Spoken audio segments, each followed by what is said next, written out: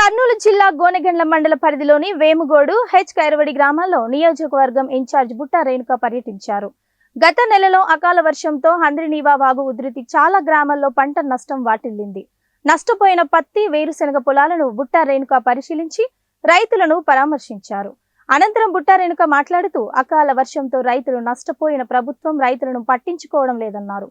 కేవలం విజయవాడ వరద బాధితులను తప్ప మరో ప్రాంతంలో నష్టపోయిన రైతులను ప్రభుత్వం కన్నెత్తి కూడా చూడలేదని, చాలా ప్రాంతాల్లో ఈ అకాల వర్షంతో రైతులు తీవ్రంగా నష్టపోయారన్నారు. ఇప్పటికైనా కూటమి ప్రభుత్వం స్పందించి అకాల వర్షం కారణంగా నష్టపోయిన రైతులను ప్రభుత్వం ఆదుకోవాలని, అలాగే గోనెగండ్ల మండలంను కరువు మండలంగా ప్రకటించాలని బుట్టా రేణుక డిమాండ్ చేశారు. ఆడికి బాగుంది, ఏం బాగుంది, 4 కాయలు కాసేవే చెట్టు కరావటి కాయ కాస్తే ఇది ఇంత బాగుంది. ఈ అధిక వర్షాల వల్ల ఈరోజు పంటలు చాలా పత్తి, గ్రౌండ్ నట్ ఏదైతే ఉందో ఈ రెండు కూడా మన ఎంటైర్ రాయలసీమలో ఇక్కడైతే మన కర్నూలు పశ్చిమ ప్రాంతంలో పంట ఏదైతే వేశారో అది చాలా నష్టపోయింది. చూస్తున్నారు, మనం కదులుతుంటేనే ఎన్ని తెల్లదోమలు ఇక్కడ పత్తికి ఏదైతే ఉండకూడదో అవన్నీ కూడా ఏదైతే భారీ వర్షాలు రావడం వల్ల ఇక్కడ పంట నష్టం జరిగింది.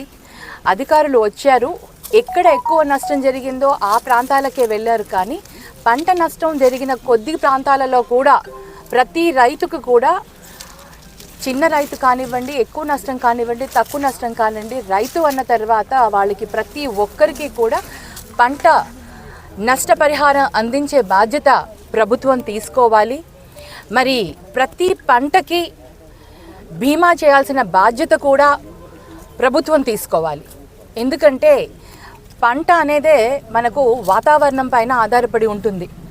అది ఎప్పుడు మంచిగా ఉంటుంది, ఎప్పుడు వర్షాలు పడతాయి, ఎప్పుడు ఉంటుందో, ఎప్పుడు ఏ విధంగా మనకి వాతావరణంలో మార్పులు వస్తాయో తెలియదు. కాబట్టి రైతుని అన్ని విధాలుగా ఆదుకోవాల్సిన బాధ్యత ప్రభుత్వానికి ఎప్పుడూ ఉంటుంది. ఈసారి ఇప్పుడు ఈ విధంగా ఏదైతే నష్టపోయారో ఈ మండలాన్ని కూడా కరువు మండలంగా ప్రకటించాల్సిన బాధ్యత ఉంది. మరి ఈ విషయాన్ని కూడా కలెక్టర్ గారి దగ్గరికి తీసుకుని వెళ్తాము. అలాగే మొత్తం